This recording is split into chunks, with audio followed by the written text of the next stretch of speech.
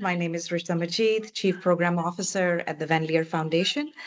And I'd like to take this opportunity to briefly introduce the Van Leer Foundation, who we are, what we do, and why the focus on parental and caregiver well-being through this particular challenge.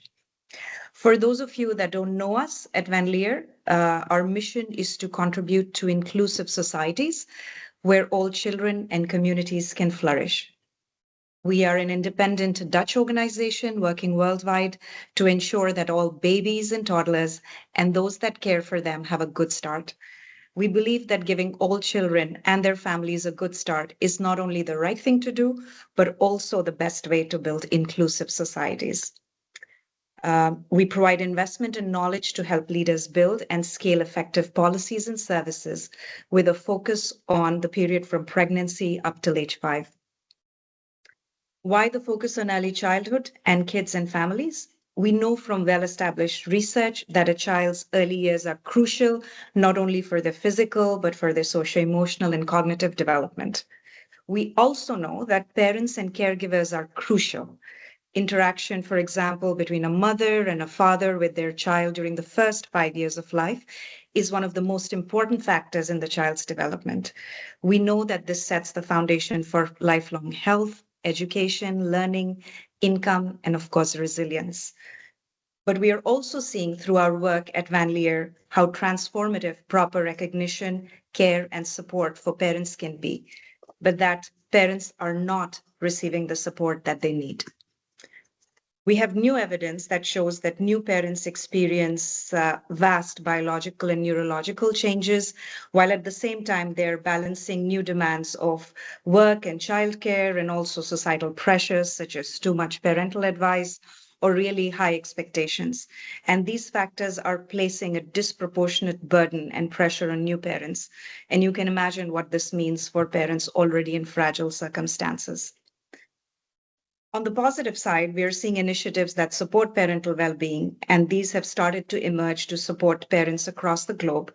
But we know that more is needed to be able to translate this knowledge into practice and action and make it more widely available to a large number of parents and their families.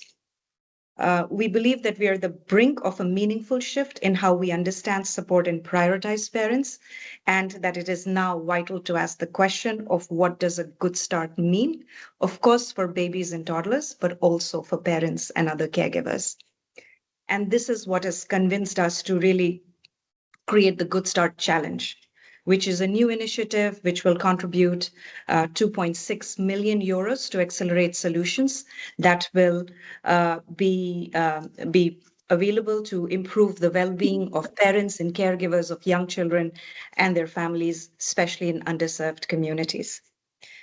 The challenge was initiated by the Van Leer Foundation. It's supported by FEMSA Foundation, Maria Cecilia Foundation, and the Lego Foundation, and it is being run by Challenge Works. You will hear more details later on in the session, but for you to know that entries are now open and we will select 22 finalists from across Brazil, Colombia, Mexico, Kenya, Senegal, Uganda, and Ethiopia, also the Philippines and Indonesia. And in September, these 22 finalists will receive a package of support, which will be about 50,000 euros, and a package of training and coaching that is designed to support the scaling of the solutions and the applications that they propose to reach more parents. And in July of next year, that is 2026, we will select 6 winners to be awarded a total of 6 winners to be awarded 200,000 euros each. And that they will also be linked with partners to continue their scaling journey. So once again, thank you for joining us today, whether you're joining us as a potential innovator or just interested in learning about how to better support parents. We welcome you. We're excited that you're here today and with us on this journey. So thank you again. And with that, back to you, Karima. Thank you so much, Rishta. Thank you for that warm welcome. You're setting us off on a great start. I'm super excited to really introduce our partners who are joining us on this mission because they believe so much in giving the best start we can to both parents and to young children. So I will hand it over to Marina Fragata Chicaro, the Public Policy Director at FEPSA. Hello. Hello, Karima. Marina, yes. Hello, Maria Karina. Cecilia, forgive me. Yes, please Maria go ahead. Cecilia Soto Vidigal Foundation. Hello, Karima. Thank you so much. Thank you, Rushda. It's a pleasure to be here with you. I will talk in Portuguese just to connect you with our Brazilian audience, but bom dia para todos e todas. Eu sou Marina, diretora de Políticas Públicas da Fundação Maria Cecília Soto Vidigal. Já vou contar para vocês um pouquinho mais sobre a nossa fundação, mas queria muito começar agradecendo a todos os nossos parceiros aqui presentes, em especial a Fundação Van Leer, por nos convidar para integrar esse challenge que a gente considera muito estratégico e muito importante para o momento em que o mundo e o nosso país, Brasil, está. Bom, a Fundação Maria Cecília Souto Vidigal é uma fundação que já existe há 60 anos, esse é nosso ano de aniversário de 60 anos, e há quase 2 décadas a gente se dedica exclusivamente à agenda, então, do desenvolvimento da primeira infância, em especial ao combate das muitas desigualdades que as crianças pequenas e que os seus cuidadores enfrentam aqui no nosso país. Para a gente, esse desafio, esse challenge é bastante estratégico neste momento em que o nosso país vem reconhecendo cada vez mais a importância do cuidado e a importância dos cuidadores, seja pelo bem-estar deles próprios, mas também dessa interação entre o bem-estar do cuidador com as crianças na primeira infância. E por isso a gente tomou essa decisão estratégica e fez essa aposta de se unir a esses parceiros que aqui estão para trazer esse desafio para os inovadores brasileiros. Uma forma bem breve, no nosso país nós temos 18 milhões de crianças de 0 a 6 anos, sendo que dessas 18 milhões, 10 milhões estão em situação de alguma vulnerabilidade social, socioeconômica ou em pobreza. Isso significa que mais da metade das crianças do nosso país e, portanto, os seus cuidadores estão enfrentando desafios e adversidades na sua rotina de vida, na sua trajetória de vida. E a gente acredita que um desafio como esse pode chegar a ajudar, a trazer um suporte importante para essas famílias e para essas crianças. Vale a gente dizer também que dessas 10 milhões de crianças que estão vivendo em situações de vulnerabilidade, 73% têm cuidadores que são predominantemente mães solos, e dessas, mais de 70% são mães que são negras, então pretas ou pardas, Então, a gente tem realmente um recorte muito forte, de desigualdade que afeta essas crianças e essas famílias, e uma presença, significativa desse recorte de gênero e de raça que alcança os cuidadores. A gente sabe o quanto essa realidade impacta a vida dessas mulheres, também dos pais, que cuidam das crianças e das suas crianças. E por isso, a gente acredita que adotar abordagens que trabalhem a complexidade, as interseccionalidades, que enderecem soluções que possam, de fato, alcançar essas famílias e essas crianças, tem muita potência. Então, por isso que a gente está aqui. Vale dizer que nós estamos muito felizes de contar com uma grande audiência aqui de inovadores e que a gente tem muita expectativa de que as inovações possam muito, também olhar para as muitas infâncias do nosso país. Então, considerar, sobretudo, as pessoas, os cuidadores que estão vivendo, como eu já disse, em situações de vulnerabilidade, as mães solos, cuidadores negros, indígenas, de comunidades tradicionais, e que então que representem essa vastidão de infâncias e de formas de cuidado que a gente tem no nosso país.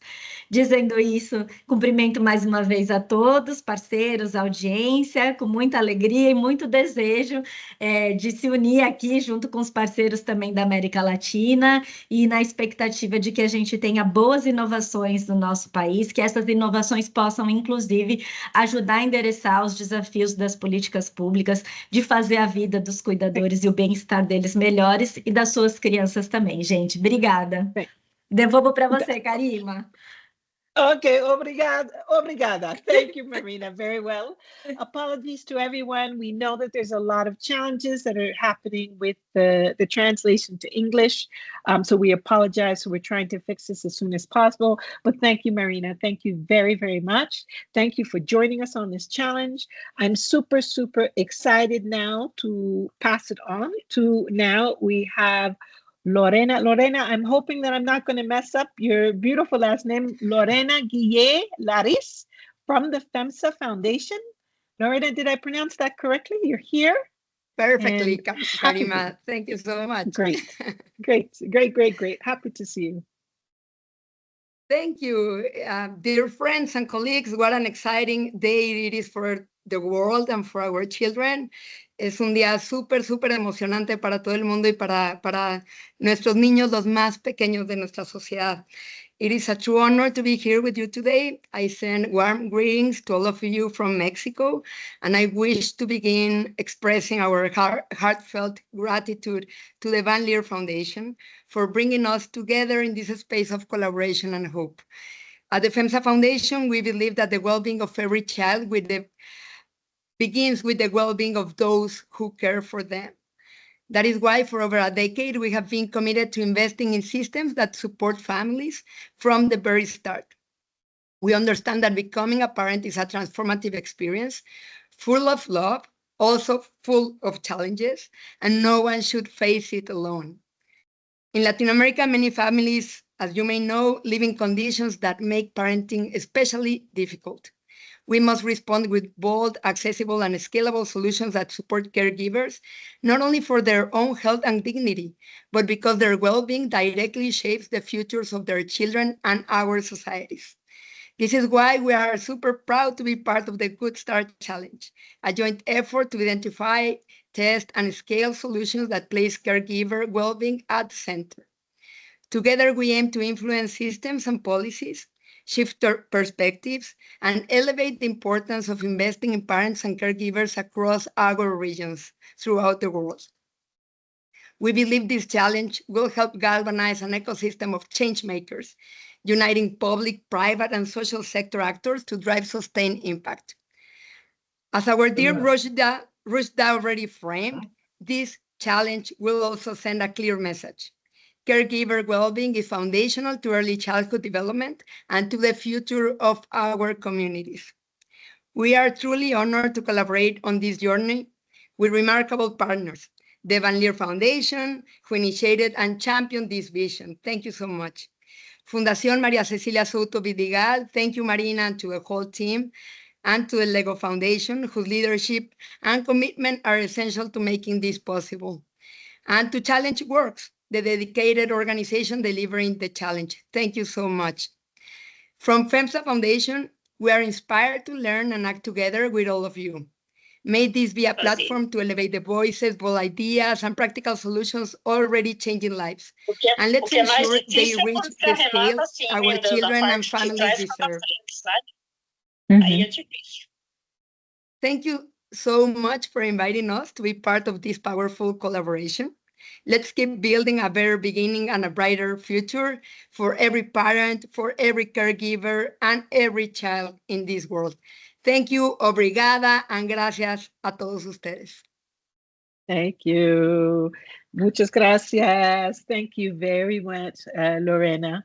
And again, so excited to have you all on our side as we're making a bright start, a good start for all parents who are involved and with caregiving. And happy, super excited to pass the mic to Ren Teruent, the Senior Program Manager from LEGO, and again, one of our partners in this Good Start Challenge. Hey, Ren. Hi, Karima. Thank you so much. So great to see all of you, and thank you so much, everyone, for showing your interest in the Good Start Challenge, and thank you for taking the time today. So my name is Rein Turwind. I'm a senior program specialist with the LEGO Foundation based out of Denmark, and I actually became a father of two young boys a couple of years ago. So we have a 2-year-old and a 4-year-old. So the past couple of years have been full of joy, but I think as every parent on the call knows, they've also been very intense, exhausting, and often very confusing as well. So having said that, I became a parent in Denmark, a country with incredible support systems for parents. And unfortunately, right, like too many parents live in places in which the systems just aren't designed to prioritize parental well-being, which is why we're so excited about this work. At the LEGO Foundation, we aim to ensure that every child everywhere thrives and grows. And we believe that for children to thrive and grow, it's critical that parents themselves are thriving so that they can become the best role models their children need them to be. Now, of course, we recognize that parental well-being is very much affected by economic hardship, by conflict, and by displacement. So it's essential that we invest in playful, creative, and engaging support systems for parents. This won't just help parents better cope with stress and trauma, but also provide children with the opportunity to thrive and develop towards realizing their full potential and to contribute to transforming societies. I think Karima asked me before the call, what is one concrete change that we hope to see happen through this work? And I thought about that last night. And I think ultimately as the LEGO Foundation, we just hope to see so many innovations come through with regard to parental well-being that we've otherwise would have never heard about. We believe that there's so many incredible solutions out there that currently fly under the radar, and we just can't wait to see these solutions uncovered and flourish so that ultimately parents and children flourish and thrive. Thank you so much.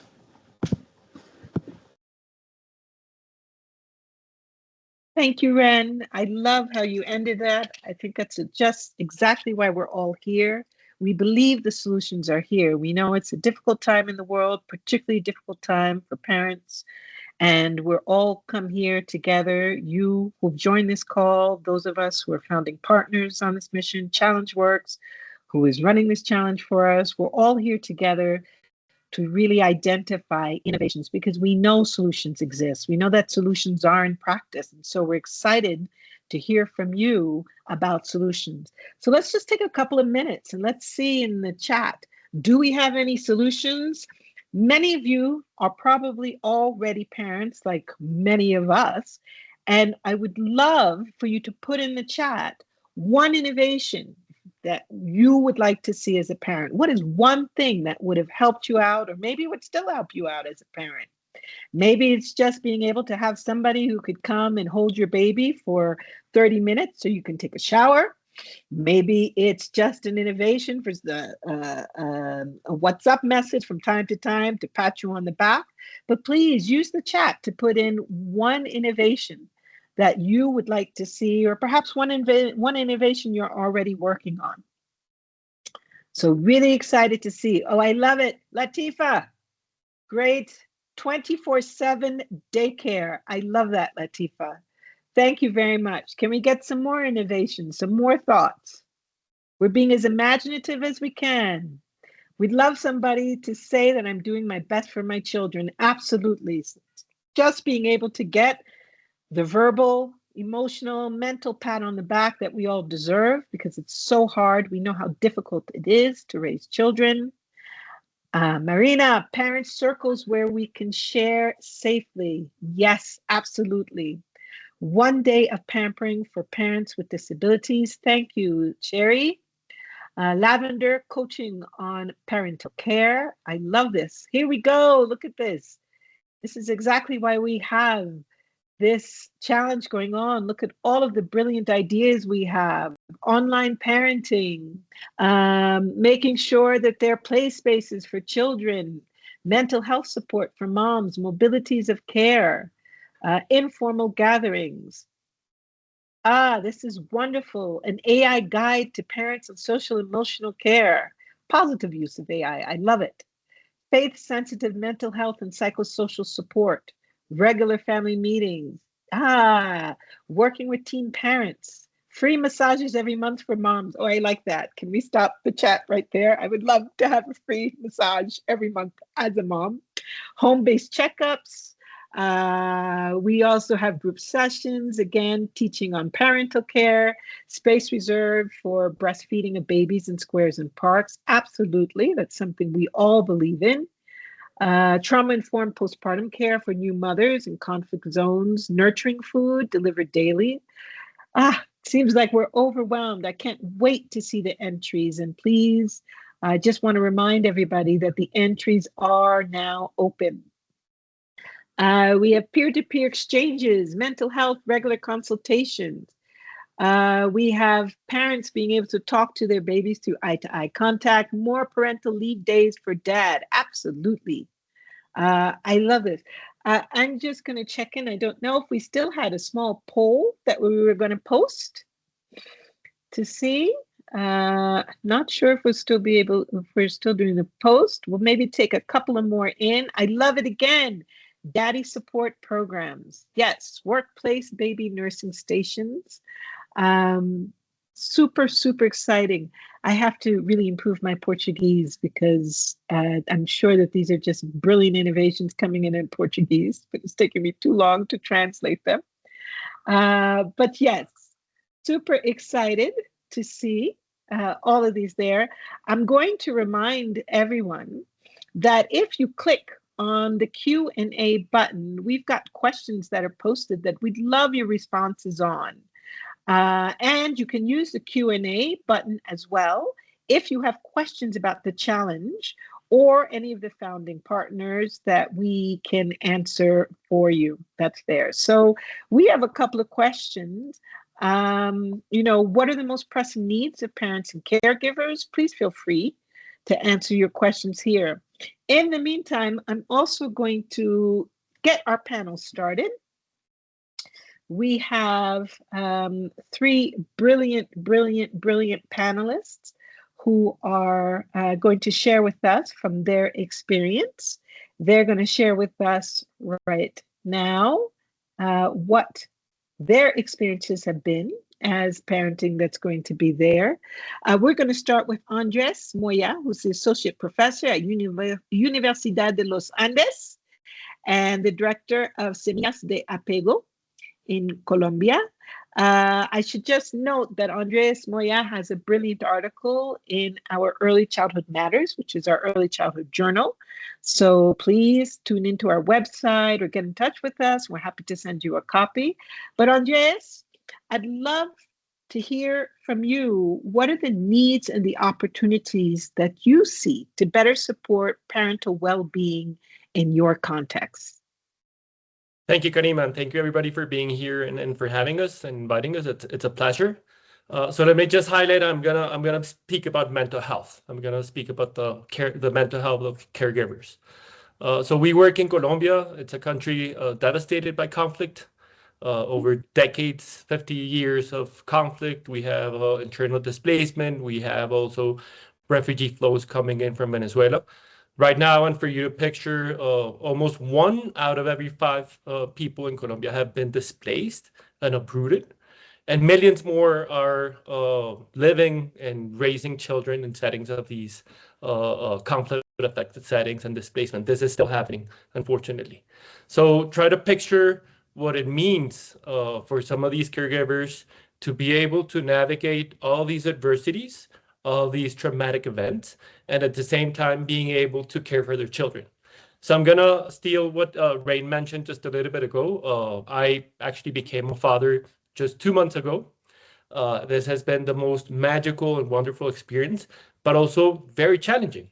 We're learning every minute, we're unlearning every minute. We have stable jobs. We live in a safe place of the city. We have a lot of information. We have a lot of supporting system from friends and families, and it's still challenging. And so imagine what it means from some of these displaced communities, displaced families, that they have been uprooted, that they're being excluded by society, that they're living in poverty, exclusion, and they're also having to deal with the mental health consequences of these traumatic events. So this is pretty challenging. And we know that for children to thrive, for children to have a good start, they need stable and nurturing environments. So the capacity of the caregiver to provide this nurturing care is essential everywhere, but especially in these settings of extreme adversity and trauma, because the capacity of these caregivers to provide this nurturing care can provide a buffer that protects children. And it's gonna protect them from the brain, the different biological systems, and it's going to ensure that even though these children are being born in adverse settings, they can have a good start to life. But how do these caregivers are able to provide this nurturing care? We know from a lot of evidence that these traumatic events not only affect children, but they also affect the psychological well-being of these caregivers. There's many manifestations of trauma. There's anxiety, depression, complex trauma, post-traumatic stress disorder, and they're undermining the capacity, the biological and natural capacity of the caregivers to connect in nurturing, stimulating ways for these children. And unfortunately, most of the programming in Latin America, in Colombia, and across the globe has traditionally favored more the psychosocial, psychoeducational models, providing information, but sometimes ignoring what's happening with the mental health of the caregivers. So I think our message here, and the message that we've been repeating for a long time, and this is what we work on, is bringing back mental health into the table and thinking, how do we deliver and embed mental health programming within standard psychosocial and early childhood development programs. And it's challenging because there's both a lack of capacities. We don't invest that much in mental health. There's lack of trained personnel delivering mental health services. There's a lack of mental health services, especially in the settings where we work with indigenous Afro-Colombian communities. And there's also challenges from the side of the users and the families. There's a lack of awareness, and especially there's a lot of stigma that prevents many of these families to come and take the step forward and ask for support. But maybe to start concluding my intervention, I think there's positive developments in the field. We've been seeing, and this is what we work on in Semillas de Apego, we're seeing the development of community-led mental health services. These are services delivered by non-professionals, shift task force models. These are models that can provide context sensitive training, that can provide some mental health services that are adaptable to the characteristics and the needs and the challenges that some of these communities face. And when they're delivered by somebody in the community, it makes a whole world of a difference, because it's somebody like me who's going through the same challenges that I'm going, that can lead me and can help me understand that mental health problems are a normal reaction to very abnormal and traumatic circumstances, that there's many different manifestations of the mental health problems, and that there's a path forward, and that we can collectively heal. And so actually the work that we're seeing happening in Latin America, again, this is the work that we do in Semillas de Apego, but also some of the initiatives happening in Brazil, in the Amazon jungle with the indigenous communities, are initiatives working in groups, as many of you actually shared in the chat. Groups led by the community, trying to establish these capacities, taking the best practices that we know from mental health and psychosocial interventions abroad, taking the best practices that are informed by trauma-informed models, mindfulness, and so on, but adapting them to the needs and the characteristics of the communities. And so I'm pretty excited about this, and I think for the Good Start Challenge, I think it's very important that we can support some of these initiatives, and that we can support initiatives that are grounded in the communities. And now we think, how do we scale some of these initiatives so that we can support many of the families in our regions, and not only in Latin America, but also Africa, Asia, that are struggling with these adversities of conflict, displacement. But I think, as Marina was mentioning in her intervention, it's not only conflict and displacement, it's just vulnerability, it's socioeconomic exclusion, it's inequality, it's persistent poverty. So let me wrap up there, Adam. I think I ran out of time. Thank you so much for having me. Thank you, Andres. It's always a pleasure to hear from you. Thank you for really raising the voices. Congratulations on becoming a new dad. You're so thick in the middle of it, so we are super proud of you, and welcome to the wonderful world of parenting. Thank you for really underlying the importance of innovations that come from communities themselves and communities' abilities to heal themselves. I'm super, super excited now to welcome our next intervenant here, Andina Sifa, a Senior Program Manager, ECD, Senior Program Manager, ECD in Education at Plan International Australia, and Chairperson of the Foundation for Mother and Child Health in Indonesia. Hello, so excited. Thank you for joining us. We're so excited to have you with us. And we'd love to hear where are the opportunities, where are the innovations, what's actually happening in your context. Thank you, Karima. Thank you for having me in this very, very, useful webinar, I think. And I would like to continue what Andreas have mentioned before, that emphasizing on the mental health, well-being of the parents, especially new parents, is very much important. So the same situations in our context in Southeast Asia, especially in Indonesia and the Philippines, where the challenge will be focusing in these regions. But I also would like to put more emphasis that in this region, still the physical well-being of the new parents, especially mother, is still at risk, because lack of access to quality primary health for maternal and child health is still an issue here in these regions. Like, for example, less than or about 25% of mothers who's able to fulfill all of the minimum prenatal visits in the Philippines itself, and then also in the rural Indonesia, only 60% who births being helped by the skilled personnel, by the midwives, and also similar like what Andreas have mentioned, the psychological needs is also high in these regions. One is also because of lack of data on what are the situations around mental health status of parents, of new parents, especially mothers. And even when we have the information, it's only less than 10 of the mothers who have experiencing postpartum depression who get the mental health support. So lack of data, especially in rural area, but even when we have the data that mostly capture the data in the urban context, but less than 10% of these mothers who receive the mental health support. And also in these regions, in Southeast Asia region, we are the hotspot of natural disaster and climate risk. We are the hotspot. Philippines is the #1 country with high prone of disasters. And in most disaster response system in these regions, the focus is on the infrastructure and food aid. But maternal mental health, or even like general maternal and child health, psychological support for caregiver, or the continue of early education or childcare support during the disaster response is minimum. And the risk for single mother or woman-headed household, especially in the rural area who often experiencing the disaster, they are even at a greater risk being excluded from aid or the decisions making processes.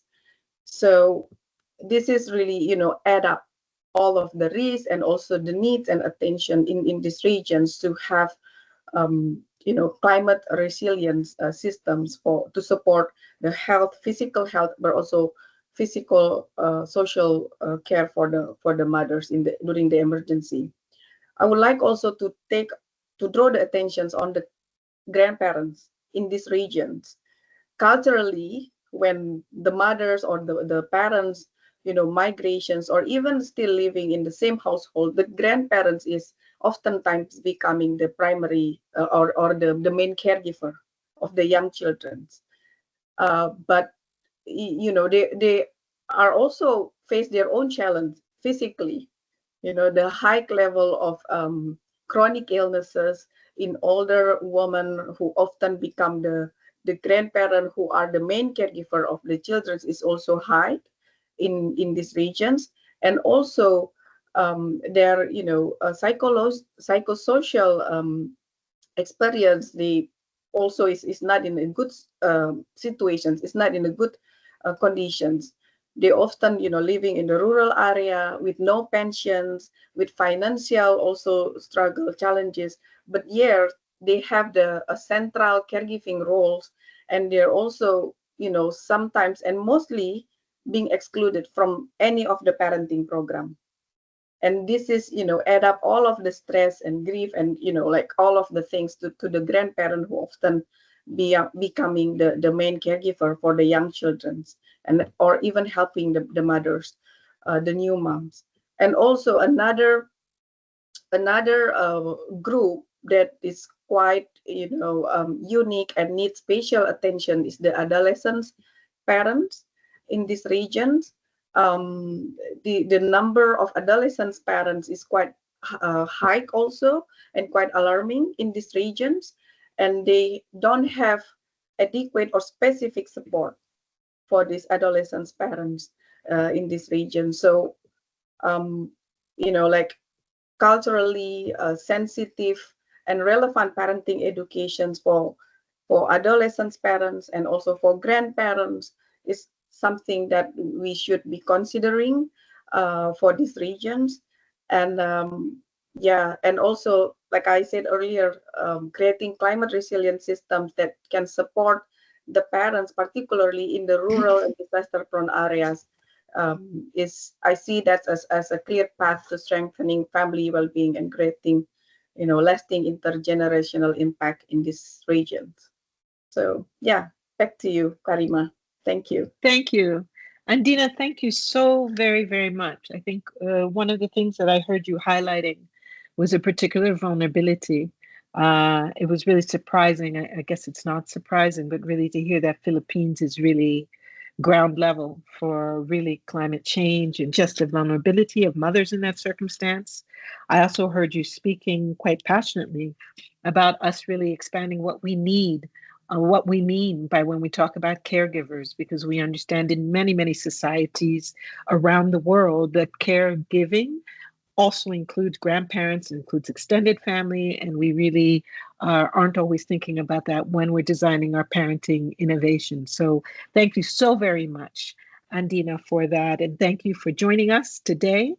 Super, super excited now to pass to our friend who is really a long time expert and working in parenting in the continent, Beatrice Ogutu, who's the Executive Director at Investing in Children and Their Societies. She's based in Kenya, but she has a lot of insight on innovations, opportunities, and even the context from across the continent. Hey, Beatrice, great to see you here.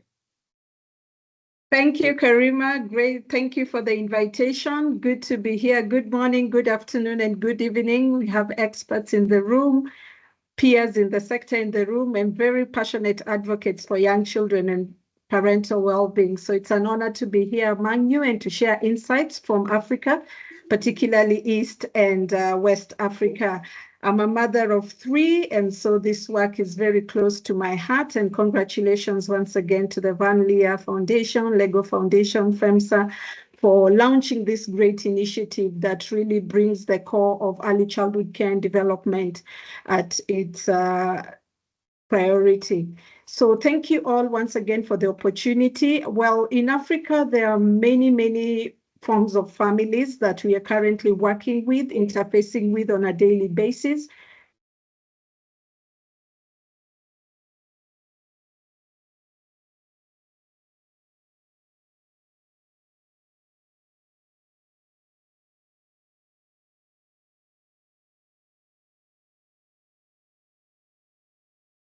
Hello, did we lose Beatrice? I think so. She's freezing. Yeah, I think she's freezing. That's also there. Let's see if we can give her a couple of minutes if you join.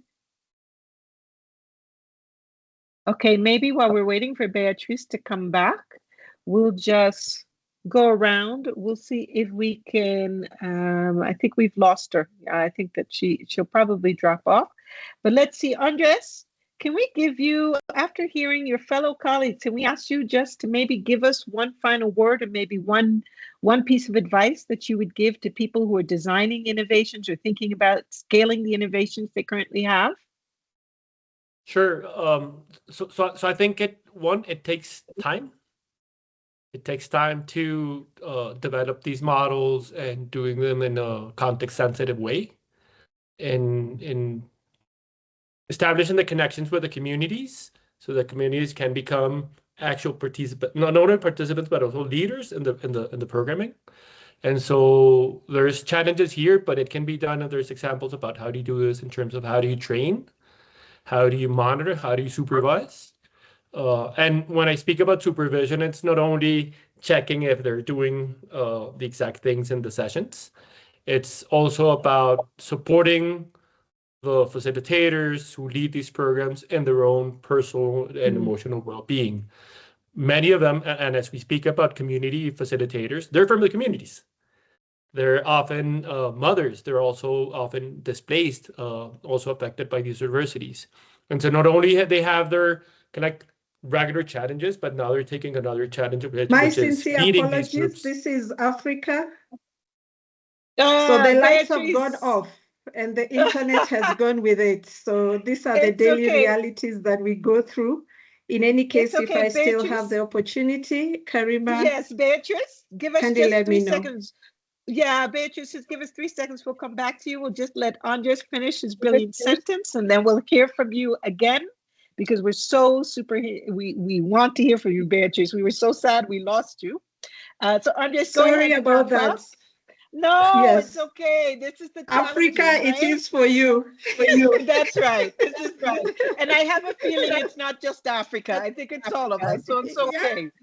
Andres, my sincere apologies. Do I have 5 minutes? Just stay right there, Beatrice. We're going to come right back to you. We're going to give you your time to speak. Andres, go on ahead. Yeah, and no problem, Beatrice. It happens here all the time. Yeah, so I was just mentioning when we worked with the community models, these facilitators now have, in addition to the challenges that they face because of exclusion, displacement, and so on, now they have a challenge of leading these groups. And some of these groups, they touch on very sensitive, very moving, very hard topics. And so I think the caring for the caregiver model, it's not only for facilitators. We need to think about not only for the caregivers, as we traditionally think about them. And Andina mentioned it's about grandmothers, it's about the extended networks, but it's also about the facilitators and how can you provide some support in the cascade so that these facilitators can do their work and they can connect emotionally with the families that they're now supporting. So I think that's one challenge, but I think the evidence is there that shows us that it can be done and it can be scaled. Thank you so much, Andreas. Andina, we'll come back to you once we finish with Beatrice to get your final word. Beatrice, thank you so very much. We understand the challenges. So I think Andreas spoke very eloquently about caring for the people who are caring for the caregivers. What are some of the other opportunities? You were getting into the context and some of the opportunities and innovations before we were interrupted by larger forces. Yes, thank you once again, Karima, and apologies for that. So in our context, one of the key things that we are working on right now is really challenging and transforming the norms that are associated with parenting and caregiving. We know in our context in Africa, there's a lot of burden on the women in terms of taking care of children. We know what definitions of parenting are within our context in terms of how to take care of children, who takes care of children, and the fact that it is expected of you to know how to take care of children. So people have not really normalized seeking for help because they fear stigma, they fear isolation. And that being the challenge, then we seek to create safe spaces where parents come to reflect on their roles, to build on their skills, and to talk about things that are challenging for them.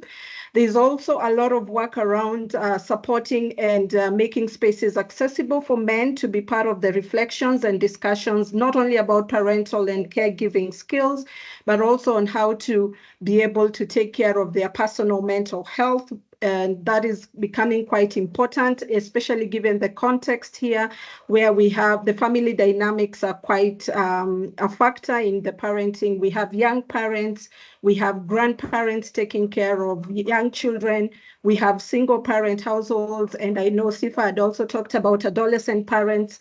So with all these circumstances, it becomes very, very important to have an integrated program that not only then speaks to improving skills or building skills around parental and caregiver well-being, but also to support them to access services, to access spaces, and we know in our context as well, spaces to access mental health, to access psychosocial support if they need it are quite limited, especially in situations of displacement where these services are lacking. Families are facing compounding challenges of survival, climate and drought, separation from their children. So we also have other caregivers taking care of children, and more or less most programs do not target those other caregivers that are also very critical in terms of supporting the well-being of children. Parents with disability and parents taking care of children with disability is another big challenge. Most programs and innovations are not able to address this, and that comes with its own set of additional mental stress, anxiety, because there's lack of service. So some of these aspects are the ones that we're looking forward for the Good Start Challenge to be able to address or fill the gap in this particular context. We are also looking at situations where economic supports can be, combined with care, because we see most women, most men taking a lot of time fending for their families, but they're also afraid who to live with their children. So we want to pilot a few interventions that integrate care with economic support so that parents and caregivers can give their time to fend for basic needs, can fend for income generation activities that then can enable them to execute their roles very well. But more or less, I think it's the demystification of what mental health is all about, because in our context, it is more clinical. It's seen from a more clinical perspective than for what it is. So I think demystifying what it is and enabling parents to normalize seeking help is very, very important, because then you're defined as a good mother when you're able to take care of everything yourself. So I'm a mother of 3. You can imagine how that could be overwhelming together with your job and other responsibilities. Yes. So my community would define me as a good mother when I'm able to take care of my children, my husband, and address every other thing without the support that I need. So we need to normalize that it is okay to seek help. But then there's also, when we are seeking help, there's also an overload of information out there. Yes. Some good, some not so good, and some are not practical in nature. So there's a lot of information, but how to make it practical in particular contexts, especially of those displaced, it becomes quite difficult for parents and caregivers from all walks of life. Back to you, Karima. So much, Beatrice. Thank you. I'm so very appreciative of really what you highlighted, really about normalizing asking for help. Again, I think you spoke about the African context, but I think around the world, that definition of our well-being, being that we're doing everything, that we're super parents. You spoke, I think, also very importantly about fathers' mental health and how important it is for fathers to really be able to take care of their mental health. So thank you so deeply for that, and to addressing this question of stigma and really making sure that I think another excellent point is about really being able to permit mental health support to be able to support different parents. So really quickly, we have 5 minutes. I wanted to go to Sidina to see if she could give us some answers, but I'm going to ask her if she can put it in the chat, her suggestions or her final words. If you can just put it in, if you can just put your answers in the chat. Beatrice, maybe one final word. Andina, Sifa, if you can also put one final word, just because we're running out of time. And I want to hand it over to Dylan Terry, who is, if you will, like the godmother. You know, we're talking about it takes a community to do this. And so the founding, you know, we're the founding ones, but we've got other caregivers here for this. And this is Dylan Terry, one of the biggest caregivers for this challenge. So Dylan, you've got about 5 minutes to give us what we need to know about this challenge. That is entirely too generous, Karima. Thank you. It certainly takes quite a community to make this challenge work for everybody. And I'm so proud on behalf of Challenge Works today to present the Good Start Challenge. As you've heard, we are delivering it on behalf of Van Leer Foundation, Fundación Maria Cecilia, FEMSA Foundation, and Lego Foundation. You heard at the very beginning of the call, Rushta told you what the challenge is about, but I want to remind you, entries are open now until the 17th of September, and we are inviting innovators from a wide range of backgrounds and a wide range of sectors to tell us what their creative and novel ideas are to support parents and caregivers. They enter for a chance to win a €50,000 grant, access to a portfolio of capacity building, from mentoring to coaching to courses, the ability to network with key stakeholders, to join a summit in Nairobi in February, and to join a cohort of change makers around the world really dedicated to supporting parents.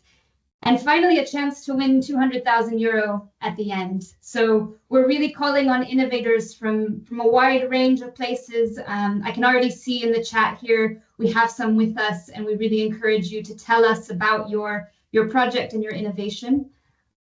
But also to say that, you know, it takes a village to raise a child, and it takes a village to support a parent. So whether you're an innovator or you're a policymaker or a funder, there's a place for you. If you're interested in spreading the word about parental well-being, if you're interested in supporting innovators in any capacity, get in touch. We're really excited to have you as a partner, so please feel free to get in touch with us. There's definitely a place for you. Here's a few things to take away. We encourage you to go to the website. You'll find out all the details about the challenge and how you can get involved.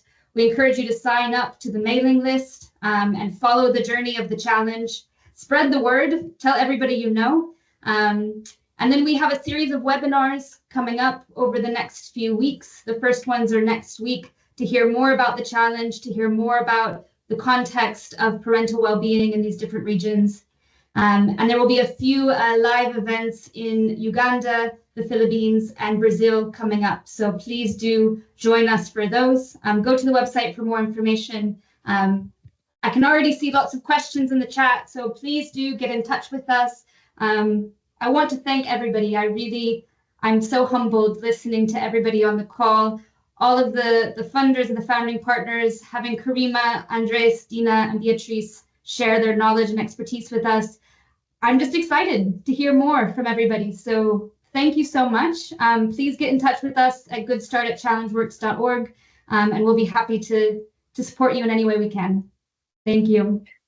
Thank you so much, Dylan. As we say goodbye to everyone, as Dylan said, it really takes a global village to make a better world, not only for tomorrow, but for today, for not only our children, but for our parents.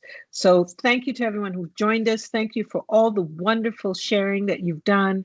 Our chat was just beautiful, it was brimming with ideas, with thoughts, and with sharing. So thank you to everybody who took the time to contribute.